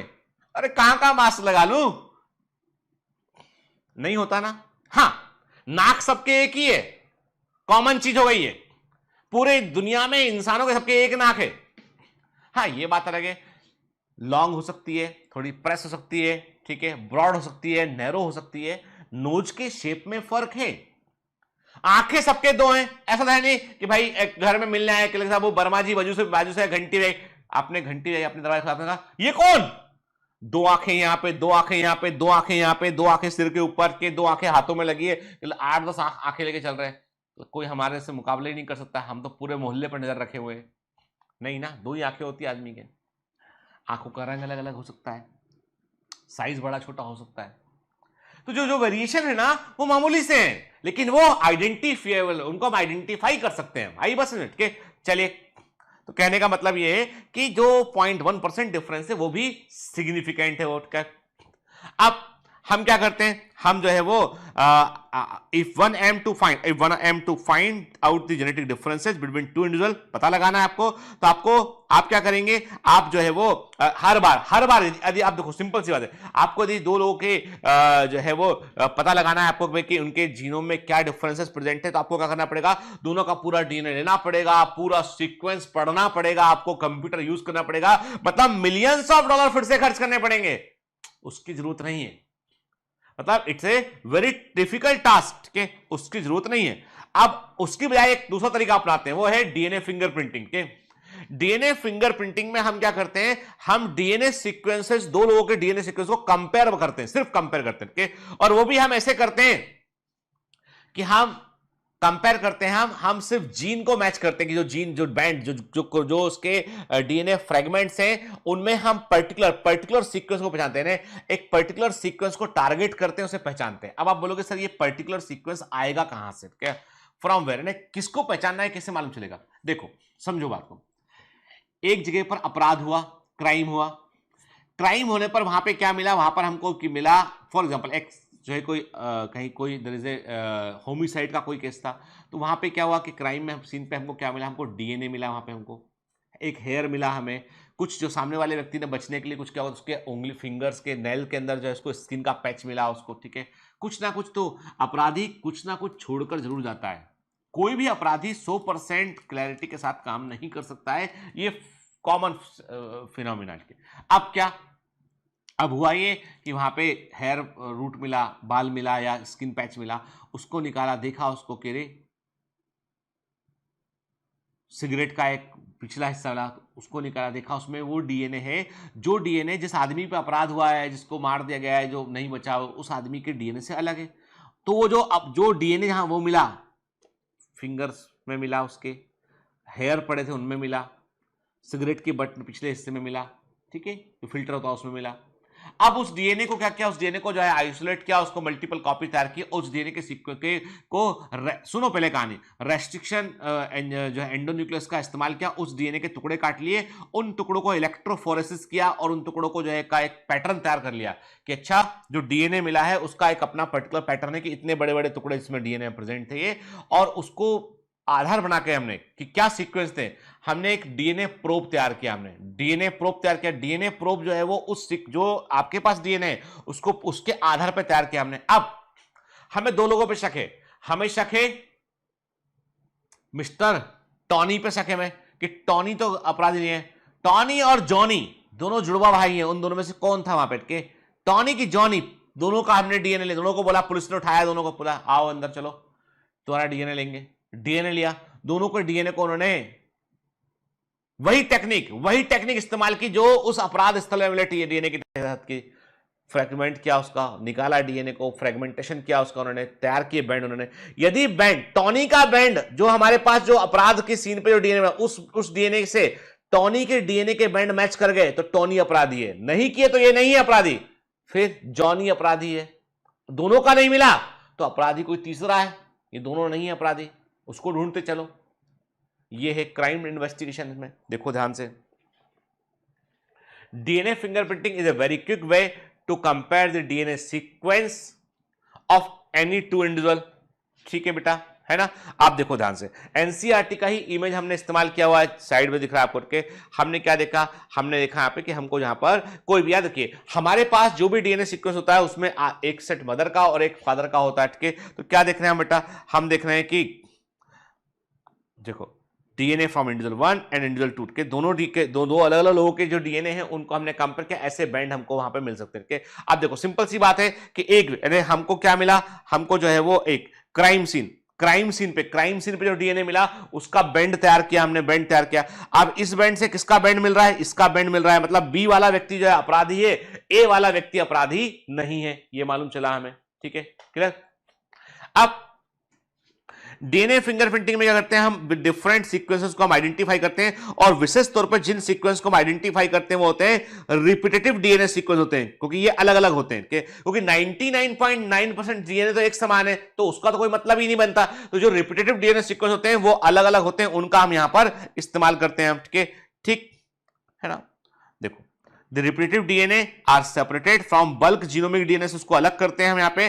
और बल्क डीएनए आपको अधिक मात्रा में दिखाई पड़ता है, मेजर पीक बनाता है वो, और सैटेलाइट डीएनए कम मात्रा में होता है। मतलब जो कम मात्रा में, जो आप यदि आप जब ग्राफ तैयार करेंगे डीएनए के अमाउंट का, फ्लो साइटोमेट्री, इसके लिए हम यूज करते हैं फ्लो साइटोमीटर यूज करते हैं। फ्लो साइटोमीटर हमको बताता है कि कौन सा डीएनए जो है वो किस अमाउंट में प्रेजेंट है। ठीक है, तो हम देखते हैं कि bulk most of the DNA, ये बल्क डीएनए है, बल्क डीएनए जो छोटे पीक दिखाई पड़ रहे हैं, ये क्या है, ये है आपका वो डीएनए जो रिपीटेटिव डीएनए, सैटेलाइट डीएनए। ठीक है, ये जो डीएनए होते हैं इनमें हम क्या पता करते हैं कि ये एडेनिन थाइमिन रिच है या ग्वानिन साइटोसिन रिच है, इनका सेगमेंट का लंबाई कितना है, कितने यूनिट इसमें रिपीट किए गए हैं। ठीक है, सैटेलाइट डीएनए किस तरह का यहां पर है, तो हम सैटेलाइट डीएनए को दो कैटेगरी में बांटते हैं, माइक्रो सैटेलाइट और मिनी सैटेलाइट कैटेगरी में बांटते हैं। ओके, तो सबसे पहले क्या करते हैं, डीएनए फ्रेगमेंट को लेते हैं, उसको सेंट्रीफ्यूज करते हैं, उसके अलग अलग बैंड्स को निकालते हैं, हम सैटेलाइट बैंड्स को निकालते हैं और उनका फिर हम इस्तेमाल करते हैं। ठीक है, और ये सीक्वेंस जो होते हैं, ये जो रिपीटेटिव सीक्वेंस होते हैं, जो सैटेलाइट सीक्वेंस होते हैं, वो किसी भी प्रोटीन को कोड नहीं करते हैं, लेकिन इनकी मात्रा बड़ी मात्रा में ह्यूमन जीनोम के अंदर ये पाए जाते हैं। देखो बेटा, माइक्रो सैटेलाइट जो होते हैं उनमें 1 से 9 बेस पेयर होता है, मिनी सैटेलाइट में 10 से 100 बेस पेयर होता है, और मैक्रो सैटेलाइट में 100 से ऊपर बेस पेयर होता है। इनमें कई सारे क्रम ऐसे होते हैं जो बार बार दोहराए गए होते हैं, उन्हें हम टेंडेम रिपीट्स कहते हैं। टीआर मतलब टेंडेम रिपीट्स, उनको हम टेंडेम रिपीट्स कहते हैं। ठीक है बेटा, है ना। और ये जो है ये high degree of polymorphism show करते हैं, मतलब मेरे सीक्वेंस, जैसे मेरे फिंगरप्रिंट आपके फिंगरप्रिंट से अलग होंगे, ऐसी मेरे डीएनए का सीक्वेंस जो है आपके डीएनए के सीक्वेंस से वेरी करेगा। ठीक है, और ये हमें डीएनए कहां से कम मिलता है, हमें ब्लड से मिल सकता है। ब्लड में हम जो है आरबीसी से नहीं निकालते हैं, डब्ल्यूबीसी से निकालते हैं।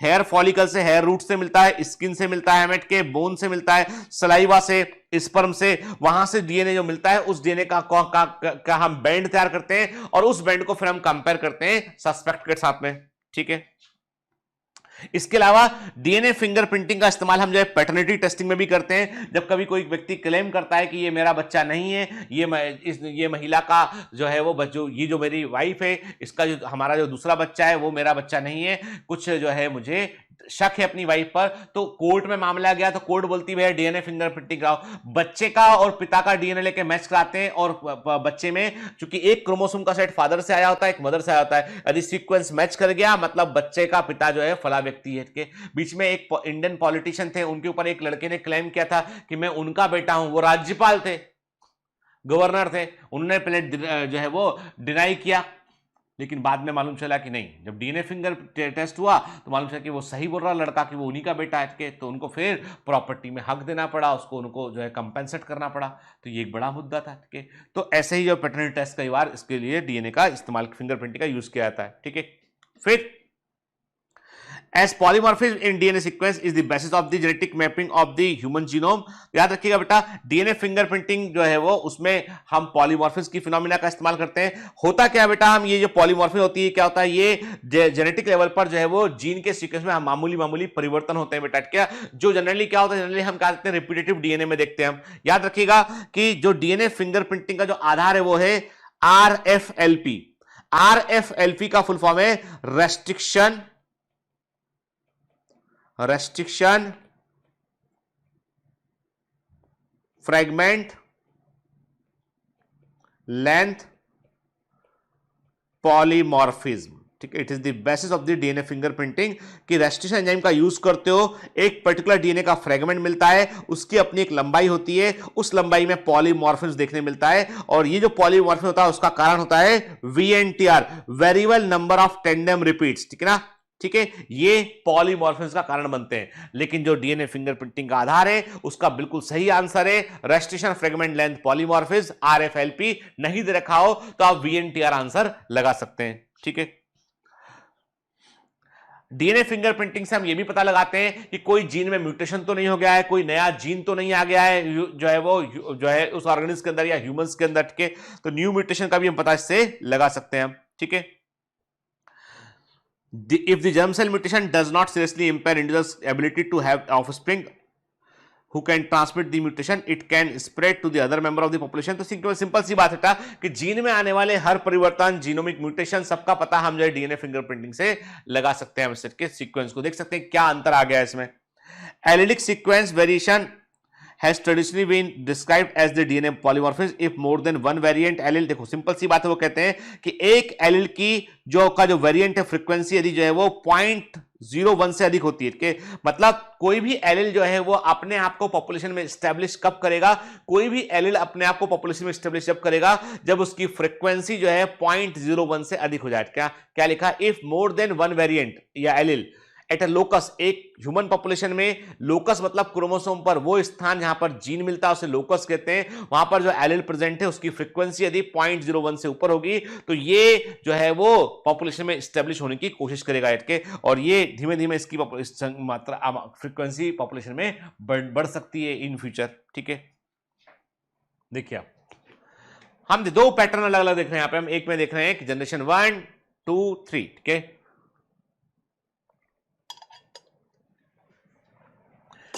एक यदि जो है हम देख रहे हैं, क्या देख रहे हैं, हम देख रहे हैं कि यदि एक इंडिविजुअल में कोई स्पेसिफिक जीन है लेकिन वो अगली पीढ़ी से में नहीं जाता है तो वो उसी के साथ खत्म हो जाएगा। देखो पीला वाला, येलो वाला बीटल देखो आप। दूसरी तरफ क्या देख रहे हो आप, यदि इंडिविजुअल के पास में कोई जीन है और वो अगली पीढ़ी में जाएगा तो धीमे धीमे वो जीन हमको पॉपुलेशन के अंदर दिखने लगेगा वो। ठीक है, देख रहे हो आप, येलो वाला बीटल। केस नंबर 1 एंड 2 देख रहे हो आप फर्क दोनों में, ठीक है ना। तो इसलिए केवल हेरिटेबल वेरिएशन का ही मतलब होता है। The probability of such variation to be observed in non-coding DNA sequence would be higher as mutation in these sequence may not have any immediate effect।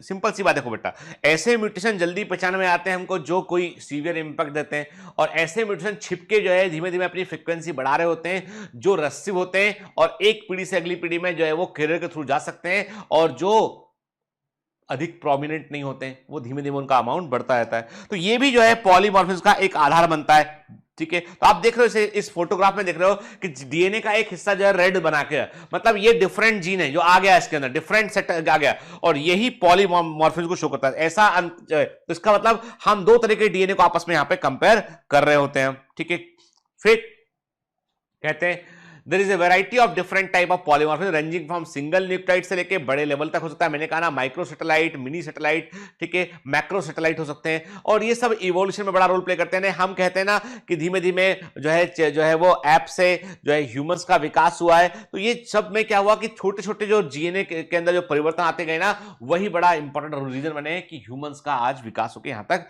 पहुंच पाया। ठीक है, डीएनए फिंगरप्रिंटिंग की टेक्निक को जो है वो डेवलप किया था किसने, एलेक्स जेफरी ने।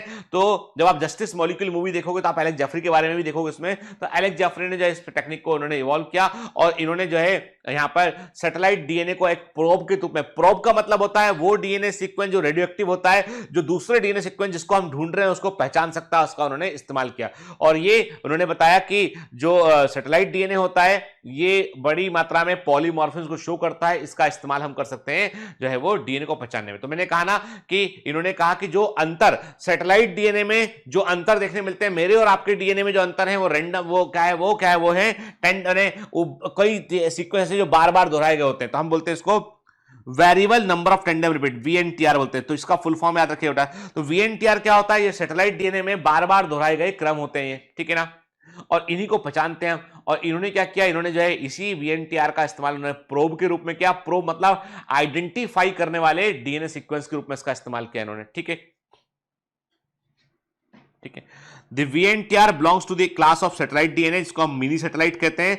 A small DNA sequence is arranged randomly in many copies, मैंने अभी बताया आपको बेटा, ठीक है, क्रोमोसोम में होता है। यही यूनिट जैसे आप देख रहे हो यहाँ पे, जो आपको दिखाई पड़ रहा है अलग अलग, ये क्या है, कलर फ्लो साइटोमेट्री के, यानी फ्लो साइटोमेट्री में ऐसे बैंड दिखाई पड़ते हैं हमको के, हम डीएनए को जो है वो को जो है हम इसे आइडेंटिफाई कर पाते हैं, ठीक।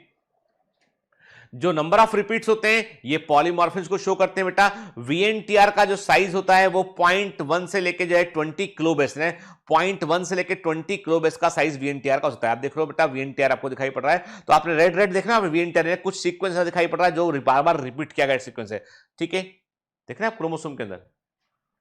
अब देखो जो एक्चुअल डीएनए फिंगरप्रिंट हमको ऐसे दिखाई पड़ते हैं। Consequently, after hybridization with VNTR probe, the autoradiogram gives many band of different sizes। देखिए सिंपल सी बात है कि पहले हम क्या करते हैं, अब मेरी बात ध्यान सुनिएगा कि जब भी डीएनए फिंगरप्रिंटिंग करना होता है सबसे पहले डीएनए को लेते हैं, डीएनए को फ्रेगमेंट में कन्वर्ट करते हैं, रेस्टर एंजाइम का इस्तेमाल करते हैं और डीएनए के फ्रेगमेंट आते हैं। फिर फ्रेगमेंट को क्या करते हैं, फ्रेगमेंट को हम इलेक्ट्रोफोरेसिस का इस्तेमाल करते हैं और इलेक्ट्रोफोरेसिस का हम उसमें एगेरोस जेल इलेक्ट्रोफोरेसिस का इस्तेमाल करते हैं और वहां पर डीएनए को हम जो है वो इलेक्ट्रिक फील्ड के अंदर मूव कराते हैं। तो जो डीएनए जितना छोटा होता है उतना फास्ट मूव करता है, बड़ा डीएनए जो है वो स्लो मूव करता है। तो हमको अलग अलग डीएनए के बैंड जो है वो इलेक्ट्रोफोरेसिस के अंदर हमको देखने मिल जाते हैं यहाँ पे के, और उनको फिर हम नाइट्रोसेलुलोज के पेपर से कॉपी कर लेते हैं। आप बोलोगे सर डिटेल में पढ़ा दो, बता दो, तो बेटा बायोटेक्नोलॉजी के अंदर है ये बायोटेक्नोलॉजी में प्रिंसिपल प्रोसेस में है, वहां पर हम इस पर बात करेंगे। अभी मैं केवल आपको जानकारी के लिए बता रहा हूं कि वैसे हम क्या करेंगे, सदर्न ब्लॉटिंग करेंगे। सदर्न ब्लॉटिंग का मतलब है नाइट्रोसेलुलोज के पेपर पर उस डीएनए की कॉपी को ले लेना, ठीक है, और वो हमारे पास आ गया। और उसके बाद हम क्या करेंगे, उसका जो ऑटो रेडियोग्राफ ले लेंगे, एक्सरे ले लेंगे, तो हमको बैंड दिखाई पड़ेंगे अलग अलग। फिर जिस व्यक्ति पर शक है उसका डीएनए लेंगे, उस पर रेस्टिंग एंजाइम इस्तेमाल करेंगे। यदि वो सेम डीएनए होगा तो सेम बैंड बनाएगा, अलग डीएनए होगा तो अलग तरह के बैंड बनाएगा। सेम डीएनए होगा तो सेम प्रकार से एंजाइम उसको काटेगा, अलग डीएनए होगा तो अलग प्रकार से काटेगा। फ्रेगमेंट अलग अलग साइज के होंगे तो उसको मैच करेंगे हम, ठीक है, तो मालूम चल जाएगा हमको। देखो Consequently, after hybridization with VNTR probe, the autoradiogram gives many band of different sizes। ये बैंड जो होते हैं हर व्यक्ति के, यदि मेरे डीएनए को जो है वो लिया जाए और उसका उस सेल से डीएनए निकाला, उसको एक पर्टिकुलर रेस्ट्रिक्शन एंजाइम जो दूसरे का डीएनए कंपेयर करोगे वही एंजाइम यूज करोगे। उस एंजाइम को हमने वहां छोड़ा, उसने फ्रेगमेंट बनाया, फ्रेगमेंट को इलेक्ट्रोफोरेसिस किया, हमने बैंड तैयार कर लिए। और जब दूसरे व्यक्ति पर शक है हमें को, जिस पर मान लो कि वो डीएनए मेरा है कि नहीं ये पता लगाना है, तो वो सैंपल को लेके आए, फिर वहां पर जो इसको किया तो मैच किया तो मालूम चला कि हाँ दोनों फ्रेगमेंट सेम दिखाई पड़ रहे हैं, यानी सेम टाइप ऑफ एंजाइम को यूज करने पर सेम टाइप ऑफ फ्रेगमेंट बन रहे हैं, इलेक्ट्रोफोरेसिस में सेम बैंड दिखाई पड़ रहा है, मतलब सेम व्यक्ति का डीएनए। अलग अलग है तो अलग अलग व्यक्ति का डीएनए, ठीक है। It differ from individual to individual in a population except for the identical twins, ठीक है ना। और हम इस डीएनए को जो है कि सेंस को जो है वो को मल्टीप्लाई करने के लिए, इसकी मल्टीपल कॉपी तैयार करने के लिए हम पॉलीमरेज चेन रिएक्शन का इस्तेमाल कर सकते हैं, ठीक है। पीसीआर जो होता है वो डीएनए को एम्पलीफाई करता है, पहचानने में हमारी हेल्प भी करता है, ठीक है। DNA from a single cell is enough to perform DNA finger. देखो एक अकेली सेल से मिला हुआ थोड़ा सा डीएनए भी जो है सफिशिएंट होता है, क्योंकि हम उसकी मल्टीपल मिलियंस ऑफ कॉपी हम पीसीआर से तैयार कर सकते हैं, ओके। और इससे हम क्या करते हैं, हम इस डीएनए जो डीएनए फिंगरप्रिंटिंग टेक्निक है उसका इस्तेमाल हम फॉरेंसिक साइंस में करते हैं। फॉरेंसिक का मतलब होता है अपराध शास्त्र का पता लगाना कि अपराध कैसे हुआ है, किस प्रकार अपराध हुआ, वहां पर मेडिकल साइंस को हम यूज करते हैं, ठीक है। इसके अलावा जो है इसका पैटर्निटी टेस्ट में इसका इस्तेमाल करते हैं, जेनेटिक डाइवर्सिटी को समझने में इसका यूज करते हैं। कोई नया जीन तो नहीं बन रहा है उसको समझने में इसका यूज करते हैं। तो डीएनए फिंगरप्रिंटिंग के मल्टीपल एस्पेक्ट होते हैं, मल्टीपल यूज के हो सकते हैं। ठीक है, चलिए अब यहां पर क्या, यहां पर हमारा चैप्टर होता है पूरा। ठीक है, अब जो है मैं तो रॉकेट में बैठ के निकल जाऊंगा अगले चैप्टर के लिए, आपको लेकिन क्या करना है, आपको अब इस चैप्टर को अच्छे से समझ लिया आपने। देखो बेटा, this is one of the toughest, पूरी बायोलॉजी में सबसे अधिक इंपॉर्टेंट चैप्टर यही है, टफेस्ट चैप्टर भी यही है।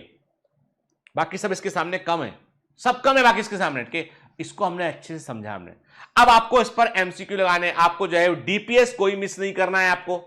ठीक है, आपके जो कीनोट्स हैं वो सारे भरे होना चाहिए, इंटरेक्टिव कीनोट में सारे छोटे छोटे प्रश्नों के उत्तर वहां लिखे होना चाहिए। ठीक है, टेस्ट में भी आएगा, उसके लिए पढ़ना है हमको, तो बेटा एमसीक्यू लगाओ। ठीक है, वही तरीका है ना। ठीक है, तो मैं कुछ क्लासेस में अपने बच्चों को डांट दिया था मैं। ठीक है, तो बेटा मैं आप सबसे बोलता हूं कि आप कभी कभी दुखी होकर मैं 4 बातें बोल देता हूं, तो उसका बुरा मत माना करो कि आप देखो, आप यदि मुझे यूट्यूबर समझोगे, आप बोलोगे सर तो आप तो ऐसा करते हो, वो तो गलत हो जाएगा। मैं, मेरे और आपके बीच बेटा गुरु और शिष्य का बॉन्ड है। गुरु चाहे अर्जुन ही क्यों ना हो, अर्जुन भी गलती करते थे तो द्रोणाचार्य उनको डांटा करते थे। मैं द्रोणाचार्य नहीं हूं भले ही, लेकिन आप मेरे अर्जुन जरूर हैं, आप मेरे अर्जुन जरूर हैं बेटा। ठीक है, इसलिए लाइफ में याद रखो कि जिंदगी में क्या होता है बेटा, जो ठीक करने वाली गोलियां होती है ना, जो ठीक करने वाली दवाएं होती है, वो कड़वी होती है। अभी मम्मी घर में काढ़ा बनाती, काढ़ा पी लो कोरोना नहीं होगा। काढ़ा क्या अच्छा होता है, मीठा होता है, क्या फ्रूटी के जैसा होता है? नहीं, काढ़ा तो काढ़ा होता है पर बीमारी से बचाता है। आप मेरे को अपनी जिंदगी में काढ़ा समझ लो कि मैं आपकी जिंदगी में काढ़ा हूं। ठीक है, बुरा से स्वाद का, गंदा सा, डांटने वाला, लेकिन अच्छा करने वाला। देखो बेटा, ऐसा है ना कि क्या होता है कि मुझे बहुत उम्मीदें हैं आप आपकी पूरी जनरेशन से, आप लोगों से। ठीक है, और वो उम्मीदें पूरा करने के लिए मैं बिल्कुल जैसे अपने बच्चों से व्यवहार करता हूं वही आपसे करता हूं, बल्कि मैं कई बार आप लोगों से थोड़ा और स्ट्रिक्ट रहता हूं, क्योंकि मैं at some point I found कि आप शायद मेरे बच्चों से और बेहतर करेंगे। किसी के घर में जन्म होने का मतलब ये नहीं कि बच्चा बहुत अच्छा करे, या कहीं कुछ कम है तो अच्छा ना कर पाए। आप में से कई बच्चे बहुत अच्छे हैं, मेहनत करते हैं, ईमानदार हैं अपने प्रयासों को लेकर, तो बेटा मेहनत करना, सिर्फ मेहनत करना, वही तरीका है एकमात्र का। कोई बाकी देखो, बाकी सब देखो, सब सारे बाकी सारा कुछ तो जो है समझ लीजिए कि इस दुनिया में हर चीज में कहीं ना कहीं कोई कोई स्वार्थ या पर्पस छिपा हुआ है। मेरा भी स्वार्थ है, मेरा स्वार्थ है कि मैं हेल्थ केयर में जो है वो बेहतर करूं, मेरा स्वार्थ है कि बायोमेंटर्स का नाम सब जगह, मेरा स्वार्थ हो कि आप सब लोग जीवन में अच्छा करें और आपका नाम मेरे नाम से जुड़ा रहे, मेरा नाम आपसे आपके नाम से जुड़ा रहे। छोटा स्वार्थ मेरा भी है, लेकिन बिलीव मी, हमारे अपने अपने स्वार्थ हमको कहाँ तक लेके आते हैं, कहाँ तक समाज का भला करते हैं, देश का भला करते हैं, ये बड़ी इंपॉर्टेंट चीज़ है। तो पढ़ो बेटा ना अच्छे से, ऑल द बेस्ट।